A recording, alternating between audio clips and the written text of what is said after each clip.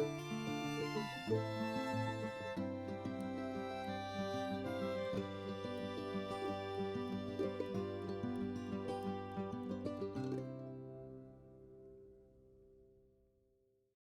everyone, the Crafty Atelier Angela is here with Ghosties and Dollies number 6.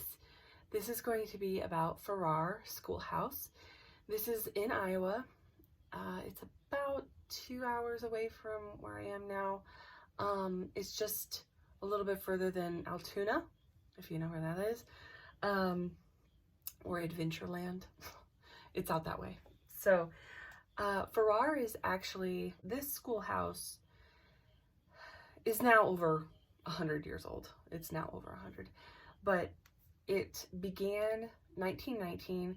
There was a guy who donated 6 acres of land, and it raised, so much money. It raised almost like $100,000. Not so much in today's, society, but back then it was a lot of money. And when it finally was built and the ceremony started, which was in 1922 when it actually opened its doors, there's a lot of people who didn't go to the ceremony because they thought that the school board was like flaunting their vanity and arrogance, that they had like indoor plumbing and indoor heating and like an indoor gym and stuff like that. So yeah, but it was open from K to 12 for 80 years. So it closed its doors in 2002, and then it sat abandoned for about 5 years, and then the current owners bought the place in 2006. They had started renovating and things like that, but they lived there. They converted a couple of the classrooms that were together. They knocked down the walls. They converted it into their own apartment there. So they stay there full time. So that's just some of the history on it. I wanted to take you through who I have here today with me for our Ghosties and Dollies. And this right here is Fern. This is, I love her hair, her mohair wig here. She is 1/6 scale, and she is my little, I don't even know if you can even see her markings or not, but like on her face, there you go, kind of. She's my little mossy fairy here. I love her shoes. I think they're so kooky. If you don't know what this is, I have a few videos prior to this in the playlist, and if you like paranormal things, anything like that, UFOs, Bigfoot, ghosts, spirits, whatever entities you want to call it, I investigated for probably around 10 years. I was going around and investigating and saw some very weird things and experienced some very weird things. So I am bringing you those stories. And this following story is true to the best of my ability to remember. Some are mine, some are my friends that were with me. This is that. The following is a true story. I was at Farrar probably about 4 times over my career as an investigator. This was a very weird one for me, just because I didn't experience too much here over the years.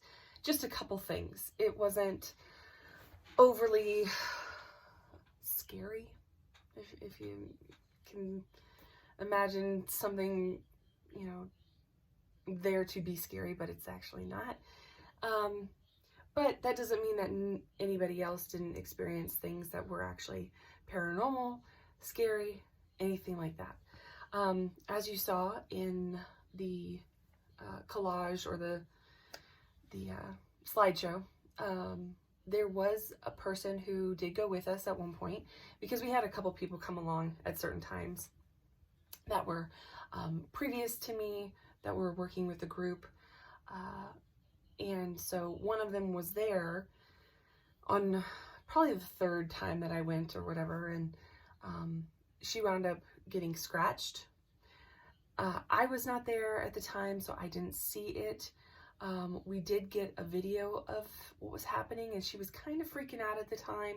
Something was happening, but we don't know for sure what actually really happened. So we don't know if it was like maybe she scratched herself or, you know, something like that. But you never know. I wasn't there for that one, but there was a picture of it, just for you. The next thing that happened was that throughout the times that we were there was always footsteps in the hallway. You know, on the linoleum, you could hear the click clack, click clack, click clack, you know, which was kind of weird. But you never saw anything, you never heard anything else, you just heard the footsteps. And over 80 years of people and students walking the halls back and forth, of course there's going to be, you know, probably some residual sounds left in the building, especially where people walk, stairs, hallways, that kind of thing. One of my coworkers, he was upstairs on the 3rd level, because this building has like 3 levels, I think. It was like the top level was like the auditorium with like the stage and the principal's office.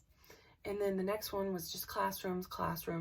And then like the main floor, the first floor was classrooms, and then the apartment that the owners lived in, right? You couldn't obviously investigate there. And then it had like a window that you could see down into the gym. And then you could walk down into the gym. And then they had like a bathroom, and the boiler room was there, and everything. So that was kind of what the school was looking like. It looks like a prison from outside, but yeah. So upstairs, we were in the principal's office. It was dark, of course. We didn't have any lights on. There's no electricity in the building other than like the safe room, for one, which is like the teacher's lounge or something, and then the bathroom, and then the people's apartment. So it just cost too much money to do any other electricity. So the next thing that I know is that I'm not up there. My coworker, he was in the auditorium setting up. He thought he saw our other coworker just look just like him, just everything, completely everything. He said he was walking away from him, and he called out his name, and he didn't stop, and he just kept going. So he's like, you know, like, what the hell? Why didn't you do, you know, acknowledge me, kind of thing. So he walks over, and then he finds nobody. So he's up there by himself. Yeah. So he rushed downstairs, all the way down, you know, because the safe room was on the 1st floor. He was on the 3rd. He's rushing down all the stairs, you know. There's 2 staircases that go all the way to each of the floors on the very sides of the building. So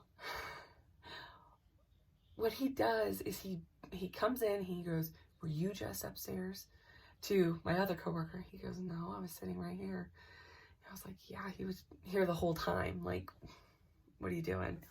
He goes, "You were just upstairs. I saw you. I saw the back of you and everything, your clothes and everything." So there is this phenomenon of what they call a doppelganger. And if you see your doppelganger in real life, that means you're going to die. That's just the thing of it. Doppelganger means just like, you know, a replica or a copy or something like that of you. So he thought he saw the doppelganger of our coworker. The last thing that I saw, that I actually experienced, was this was the last time we were there, and so this was probably over 10 years ago now. We were there with, it was me, my coworker, my other coworker, and then his 2 daughters.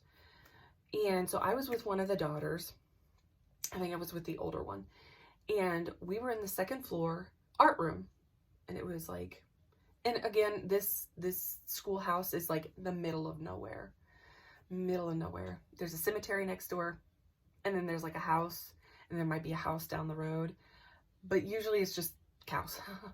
You know, and then there's like a forest in the back. Forest pasture thing. So we're in the art room, me and her. And the others are up either on the third floor because we all kind of separated.